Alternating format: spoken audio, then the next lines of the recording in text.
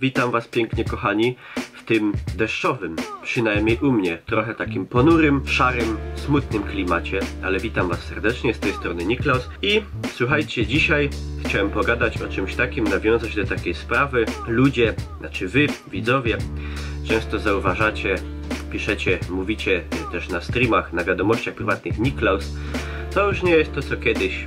Gdzie podziały się te wszystkie fajne filmy po śląsku, tak jak była stara, ta sławna recenzja Call of Duty po śląsku, która nie była recenzją tak naprawdę i do dzisiaj się jej wstydzę. Gdzie podziały się te kursy śląskie gotki, gdzie podziało się to śląskie słowo na dziś, gdzie to wszystko jest. No i słuchajcie, ja chciałem właśnie nawiązać do tego tematu w pewien sposób, może nie wytłumaczyć się, bo to nie jest jakaś kwestia do wytłumaczania się, ale wyjaśnić wam, jak się to wszystko w zasadzie stało. Było to tak, że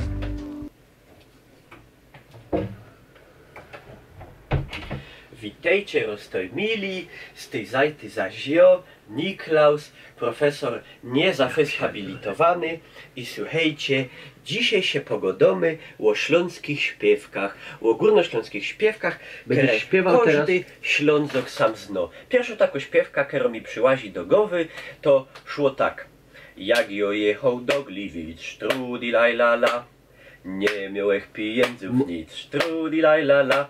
Była też taka wodzionka, suchy chleb i wody szklonka.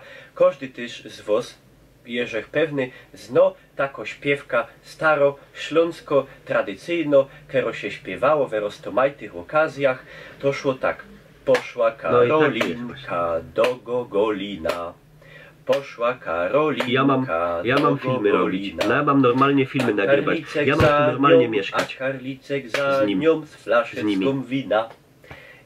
I to się tak śpiewało. Te śpiewki były rozmaite, tego nie idzie teraz się wszystko przypomnieć. Były takie bardziej wesołe, bardziej smutne. Z takich bardziej smutnych to pamiętam też taką, to było po tymu. Fajny hop, dobra, kończymy